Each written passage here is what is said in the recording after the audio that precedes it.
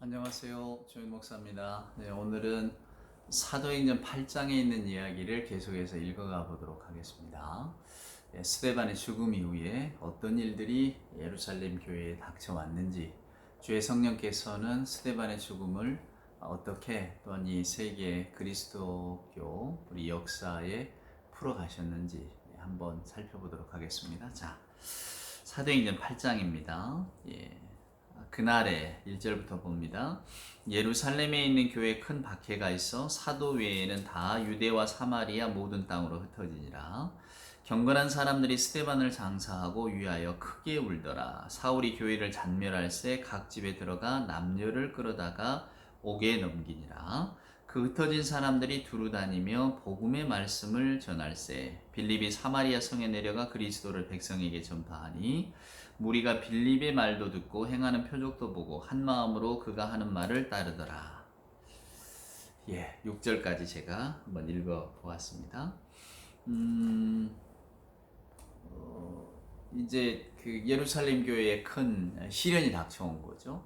스데반이라고 하는 사람, 7집사 가운데 한 사람, 그러나 하나님의 특별하신 은총과 사랑을 받아서 정말로 복음의 사도로 세워졌던 그가 오늘 어쩌면 처참한 죽임을 당하고, 그리고 그 이후로 예루살렘 교회에 어떠한 일들이 벌어졌는가를 누가는 담담하게 저와 여러분에게 들려주고 있습니다. 물론 이제 8장 1절에 사울에 관한 이야기가 잠깐 언급이 되지만은 이제 사울은 9장 또 이후로 또 등장을 하니까 그때 사울에 대한 이야기는 더 나누도록 하고요. 그날에라고 하는 8장 1절 그날에는 스데반이 순교하던 날을 말합니다.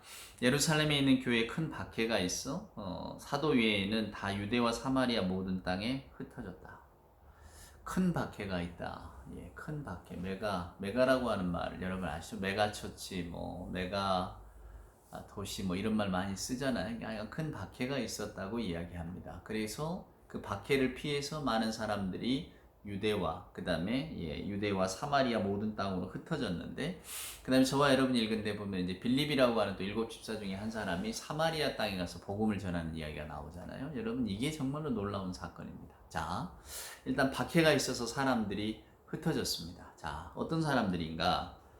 2절에 보면 경건한 사람들이 스데반을 장사하고 위하여 울더라. 스데반의 죽음을 슬퍼하는 사람들, 교회 사람들. 물론 이제 그 중에 어떤 사람은 슬퍼하면서 또 이렇게 흩어진 사람도 있었겠고, 또 아니면 어떤 사람은 또 이렇게 머문 사람도 있었겠죠.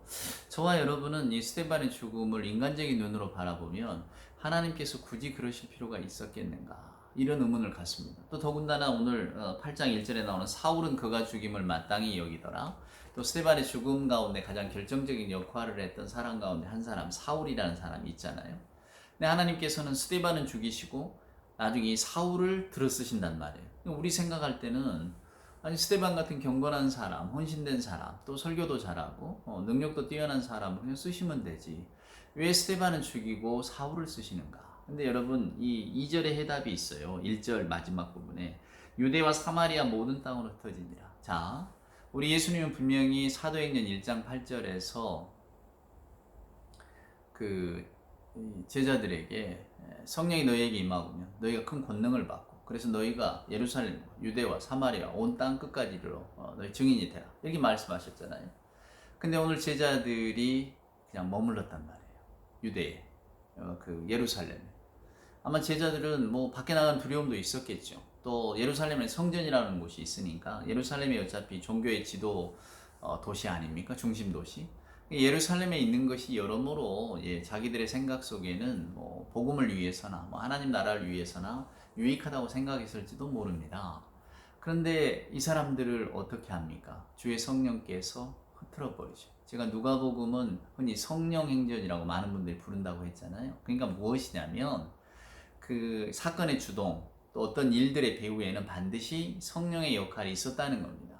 그러니까 내가 한 게 아니라 성령이 이끄셨다는 거죠. 오늘 여기 1장 보면 모든 땅으로 흩어지니라, 우리가 디아스포라 알잖아요. 디아스포라. 디아스포라는 흩어졌다는 뜻입니다. 근데 오늘 이 흩어졌다라고 하는 여기 유대와 사마리아 모든 땅으로 흩어졌다라고 할 때 흩어졌다라고 하는 이 그 헬라 단어는 디아스페이로입니다. 디아스페이로가 뭐냐면 농부가 씨를 뿌리는데요. 그냥 이렇게 곱게 뿌리는 게 아니라 막 뿌리는 거예요. 그러니까 결국 이 농부는 씨를 뿌리지만은 오늘 이 뿌려지는 씨 입장에서는 뿌려짐을 당하는 거잖아요. 그겁니다. 그러니까 오늘 이 유대와 이 예루살렘에 남아있던 사도들을 제외하고 흩어진 사람들은 농부가 아니라 씨들이다 그 말이에요. 무슨 이야기냐면, 그러니까 이 누가가 쓰는 이 단어가 놀라운 거죠. 하나님께서, 주의 성령께서 이 사람들을 다 흩어버리셨다는 거야. 마치 농부가 씨를 뿌리듯이. 씨가 자기 의지를 가지고 떨어지는 건 아니야. 농부가 뿌려줘야 되는 거죠. 그러니까 뿌리기 전에는 그냥 씨가 뭐랄까 씨앗 통에 들어있다가 농부가 뿌려야만 뿌려지는 거잖아요. 그렇게 했다는 거예요. 주의 성령이. 사람들은 가만히 있는데 주의 성령께서 흩어버리시기 위해서 결국은 스데반 사건을 통해서 이 사람들이 흩어졌다는 겁니다. 그래서 여러분 놀라운 거예요. 우리가 생각할 때는 스데반의 죽음이 아쉽고, 오늘 2절에 보면 경건한 사람들이 스데반을 장사하고 위하여 크게 울더라. 아마 제가 그 자리에 있었어도 크게 울었겠죠. 뭐 부활의 소망이 없어서 울었겠습니까 여러분?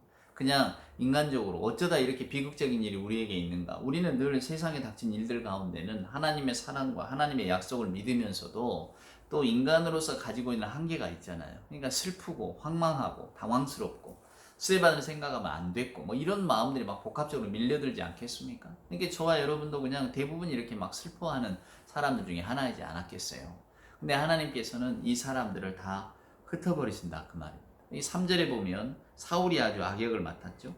사울이 교회를 잔멸할 때, 이 잔멸하다는 게 마치 막 그 멧돼지가 포도밭 막 질바쁠 때, 막 선불 맞은 멧돼지라고 하잖아요. 사냥꾼총에 잘못 맞은 멧돼지가 놀래서 막 뛰고 막 이럴 때 누가 잡을 수가 없잖아요. 막 그냥 돌아다니면 다 짓이겨지잖아요. 그런 걸 말합니다. 그러니까 그만큼 사울이 미쳐 날뛴 거죠. 어떤 조상의 유전에 분명했고 또 공을 세우기 위한 어떤 마음이 있었으니까 자기 욕심이 있었잖아요. 오죽하면 그 뭐 한 2,400km 떨어진 그 다메섹까지도 잡으러 가겠습니까? 놀라운 사람이에요. 근데 결국 하나님께서는 그런 사람을 또 잡아다가 하나님의 어떤 일꾼으로 쓰시죠. 사울이 그러자고 하는 게 아닙니다. 사로잡힌 거예요. 성령께서 사로잡은 거죠, 여러분. 나중에 제가 9장에 가서 더 자세히 말씀을 드리겠습니다. 성령에 사로잡힌 사람이 9장에 보면 또 아나니아라는 사람이 나오는데 잡혔어요. 자기 의지대로는 안 돼요. 성령께서 하라고 하니까 또 하는 겁니다. 그런 역할들. 그래서 오늘 여기 보면 사울이 교회를 잔멸할 때 교회를 그만큼 핍박했다는 거죠. 남녀노소를 다 잡아다가 옥에 넘기니까 결국 어떻게 합니까? 사람들이 흩어졌다는 거예요. 여러분이 흩어졌다라는 말 속에도 또 놀라운 것이 사도행전 11장에 가면 이때에 흩어진 사람들 이런 대목이 나옵니다. 사도행전 11장 이제 19절 21절에 보면 때에 스데반의 일로 일어났던 환란으로 인하여 흩어진 사람들이 베니게, 구브로, 안디옥까지 이르러 도를 유대인에게 전했다. 결국 안디옥에서 안디옥 교회가 여러분 생겨나는 거거든요. 근데 안디옥 교회가 왜 의미가 있느냐면 일단 거기에서 최초로 우리가 그리스도인, 예수를 따라가는 사람들, 쫓아가는 사람들이란 칭호가 시작이 됐고 또 무엇보다도 바울을 파송한 교회가 안디옥 교회 아닙니까? 잊어버릴 수가 없는 교회인데 이 교회의 시작이 어떻게 됐느냐면 스데반의 일 때문에 흩어진 사람들이 안디옥까지 와서 교회를 세웠다 그 말이에요. 놀라운 거죠. 그러니까 우리가 하나님의 이렇게 선교 역사를 보면 미쇼데이라고 하잖아요. 하나님의 선교입니다. 하나님이 이렇게 선교를 하시는 걸 보면 저와 여러분이 감히 우리 인간의 예상과 상상을 다 뛰어넘으시기 때문에 우리는 하나님이 하시는 일에 대한 어떤 확신을 가지고 그냥 아멘하고 믿고 순종하면 됩니다. 그러니까 어쩌면 이런 코로나 같은 것도 어떤 분은 이게 하나님이 우리를 벌하신 거야.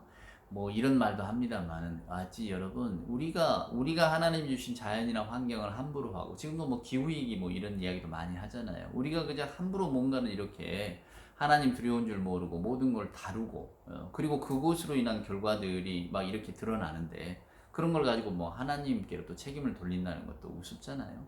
하나님 분명히 제가 늘 뭐 창세기 이야기도 합니다만은 우리에게 자유를 주셨단 말이에요. 이 길이냐 저 길이냐 분명히 정복하고 다스리라는 게 섬기라는 건데 우리가 그저 우리 욕심대로만 자연을 사용하고 또 하나님이 금하신 것도 막 넘어가고 그냥 우리 인간의 욕심 따라서 그냥 살다 보니까 우리가 감당할 수 없는 이런 일들이 막 다가와서 혼란스럽잖아요. 그러니까 이런 것들을 보면 주께서 과연 이 세상을 어떻게 또 하나님의 뜻대로 이렇게 끌어가실까가 궁금해지기도 하고 또 한편으로 저희들은 예수를 믿는 분들이기 때문에 하나님의 약속이 신실하게 이렇게 지켜지시겠구나. 세상의 종말이라는 것이 이러면서 다가오는 것이겠구나. 이런 막연한 짐작을 하게 되는 거죠. 그럼에도 불구하고 우리는 이런 어려움이 닥칠 때는 주께서 뭔가 우리에게 선하신 계획을 알려주시는 거구나. 다시 한번 돌이키면서 우리 본래 자리로 돌아가면 되는 것 아니겠습니까?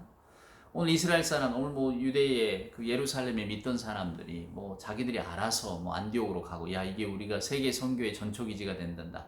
갔겠어요? 그냥 하도 박해가 심하니까 마치 그냥 멧돼지가 포도원 짓밟듯이 막 짓밟아 버리니까 무서워서 일단 다 도망간 거 아닙니까? 피하고. 그런데 그 도망가고 피함 속에 결국은 하나님의 어떤 복음의 열매가 맺혀지는 거잖아요. 오늘 우리가 읽은 이 4절부터 보세요. 흩어진 사람들이 두루다니며 복음의 말씀을 전하세요. 빌립이 사마리아 성에 내려갔다. 사마리아는 원래 상종 안 하는 동네잖아요. 여러분 아시는 것처럼 요한복음 4장에도 사마리아 여인과 대화도 나오고 또 누가복음 10장에서도 사마리아 사람, 선한 사마리아 사람에 대한 비유도 나오지만 이게 유대인들이 받아들이기가 굉장히 어려운 그런 정서거든요. 그러니까 여러분 유대 역사를 이렇게 올라가 보면 원래 이스라엘이 둘로 나뉘었잖아요. 솔로몬의 아들 르호보암 시대에 남북으로 갈려버렸잖아요. 근데 이 북왕국의 북이스라엘의 수도가 바로 사마리아였습니다. 근데 분단 200년 만에 이게 아수르에 망해버리잖아. 아시리아에 대해서. 그때 아시리아 그 대왕이 사르곤 대왕이라는 인데 다 잡아갔단 말이에요. 아니 반역을 못하게 하려면 지도자 급수를 다 데려가 버리면 되는 거 아닙니까? 한 3만 명 정도를 데려갔대요. 그럼 데려간 자리가 비어 있잖아요. 누구를 데려오느냐? 자기 아시리아 사람들 갖다 놓는 겁니다. 그럼 어떻게 됩니까? 섞이는 거죠. 이주 정책, 일종의 혼혈 정책이 벌어진 겁니다. 그게 가장 동화시키기 쉬운 거라고 생각했겠죠. 이게 정치가들의 생각 아니겠어요?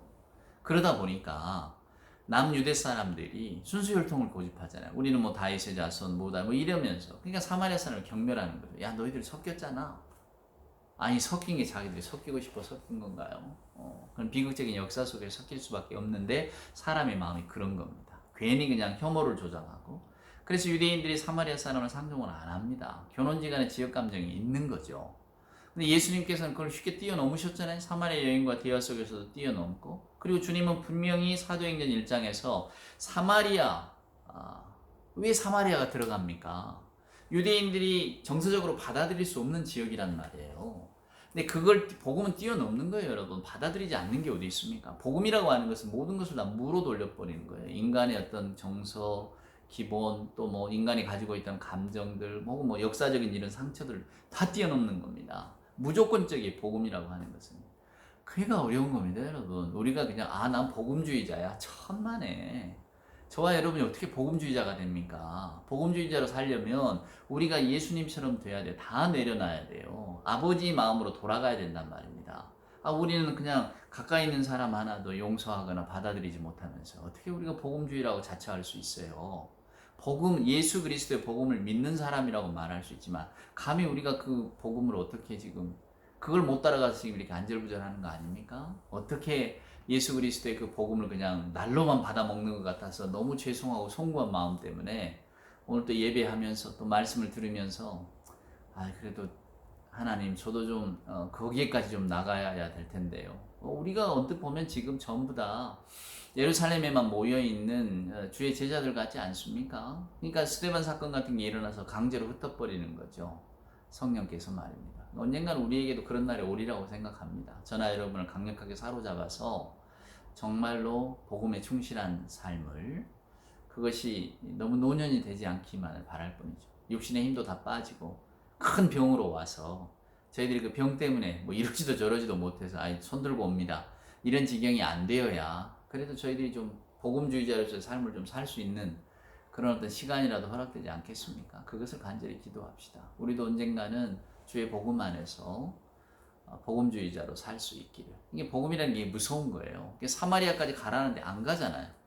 스데반 사건 또 사도 바울이 막 잔멸하는 멧돼지처럼 막 돌아다니고 막 짓밟아 버리니까 야야 여기 있다가 다 죽겠다 싶어서 그냥 튀어나간 것이 결국은 사마리아까지 가는. 물론 빌립이라고 하는 사람이 원래 헬라파 유대인이잖아요. 그러니까 또 가능했는지도 모릅니다. 정통 유대인이고 그냥 유대교 안에만 이렇게 묶여 있었더라면 어려웠을 수도 있어요. 근데 이걸 뛰어넘죠. 이 민족 감정, 어떤 정서적인 감정들을 다 뛰어넘어 버렸기 때문에 유대인들이 볼 때는 사람이 아니잖아요. 짐승이거든. 동물이거든요. 사마리아 사람들이. 사람의 탈을 쓰고 있지만 사람은 아닌. 근데 거기에 복음을 전하러 내려가는데 놀랍게도 유대인들 시선이 아니라 그리스도의 시선으로 바라볼 때에 다 하나님의 자녀들인 사마리아 사람들이 사랑하는 여러분 어떻게 됐습니까? 개종을 합니다. 여러분 나중에 14절을 읽어보면요. 예루살렘에 있는 사도들이 사마리아도 하나님의 말씀을 받았다함을 듣고 베드로와 요한을 보내매 이럽니다. 베드로와 요한이 내려가는 거예요. 안 믿겨지니까. 아니 사마리아 사람도 예수를 받아들였단 말인가. 우리도 지금 차마 못 가서 예수 이름을 뭐 유대라고 하는 유대 사마리아 간의 어떤 그 아주 뿌리 깊은 어떤 그런 정서적인 감정 때문에 못 가는 것을 그런데 아니 사마리아 사람들이 빌립의 전도를 받고 예수를 받아들였다고 그렇게 놀래서 베드로와 요한이 내려가는 장면이 8장에도 기록이 되어 있다니까요. 이게 사건이죠, 사건. 참으로 중요한 사건입니다. 놀랍죠. 이제 그래서 이런 사건들이 하나둘 모여서 그리스도의 복음이 어떻게 확장되어져 가는가, 어떻게 세계인들에게 세계 속으로 이렇게 퍼져나가는가를 오늘 누가가 이렇게 차근차근 기록해 주고 있거든요. 나중에 이제 10장에 가면 또 고넬료 이야기가 나오잖아요. 베드로가 회심하고 고넬료에게도 이렇게 복음을 전하는 이야기가 나오는데 이게 다 넓어지는 거죠. 베드로와 어떤 그 예수님의 제자들, 유대적인 어떤 한계에 갇혀있던 사람들도 고넬료 사건을 통해서 넓어지는 거고, 오늘 이 빌립을 통해서 사마리아가 전도되면서 또한 그리스도의 복음이라고 하는 것이 이렇게 못 이룰 때가 없구나, 못 갈 때가 없구나. 그러나 이런 것들이 이렇게 보면 이게 다 주의 성령이 하시는 일이지 사람이 하는 일이 아닙니다. 이게 저와 여러분도 때로는 우리가 예기치 않은 일들을 당하거나 어떤 그런 상황들을 바라볼 때에 이게 주의 성령께서 지금 이렇게 하고 계시는구나 라고 하는 느낌을 받을 때가 있잖아요. 그렇습니다. 우리가 못한다 그러고 우리가 우리의 한계 때문에 안 한다 그러고 주저주저 미적미적 하는 것을 때로는 주의 성령께서 막 이렇게 밀어내실 때가 있거든요. 언제나 우리는 그런 주의 성령의 어떤 그 인도하심에 아멘하고 따라갈까요? 마치 이렇게 뭐랄까요? 이게 콧들이 안 뚫린 소처럼 계속 우리는 반항하는 어떤 삶을 살고 있는데 그렇습니다. 그러니까 오늘 이 사도행전 8장은 주의 성령, 결국은 이 스데반의 사건도 주의 성령께서 결국은 이런 그 교회 확장을 위해서 요렇게 만들어 가셨다고 하는 것을 우리를 통해서 알려주잖아요. 그렇습니다. 자, 주의 성령께서 하시는 이야기 또 하시는 일들을 우리가 또 다음 시간에 또 살펴보도록 하겠습니다. 오늘도 주 안에서 평안하고 복된 하루 되시기를 소원합니다.